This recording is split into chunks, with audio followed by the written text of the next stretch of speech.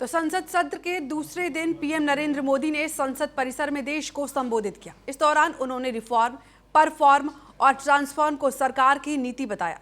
PM ने budget सत्र के पहले अपने भाषण में बड़ा इशारा किया और कहा कि भारत अब रिफॉर्म एक्सप्रेस पर चल रहा है।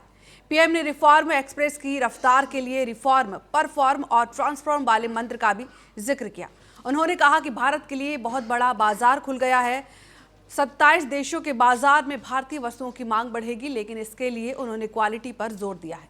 उन्होंने कहा कि भारत का ब्रांड यूरोप के लोगों में बस जाना चाहिए और ऐसा करने पर भारतीय उत्पादों की विश्वसनीयता बढ़ेगी और कहा कि इस नए अवसर को क्वालिटी के जरिए ही बरकरार रखा जाएगा।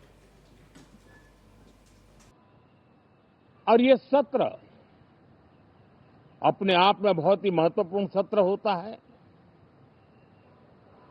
ये बजट सत्र है। 21वीं सदी का एक चौथाई हिस्सा बीत चुका है। ये दूसरे चौथाई का प्रारंभ हो रहा है। और 2047 विकसित भारत के लक्ष्य को प्राप्त करने के लिए ये महत्वपूर्ण 25 वर्ष का दौर आरंभ हो रहा है। और ये दूसरे क्वार्टर का, इस शताब्दी की दूसरे क्वार्टर का ये पहला बजट आ रहा है। और वित्त मंत्री निर्मला जी देश की पहली वित्त मंत्री ऐसी है,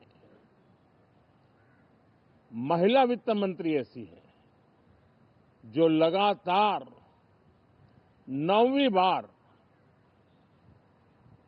देश के संसद में बजट प्रस्तुत करने जा रही है।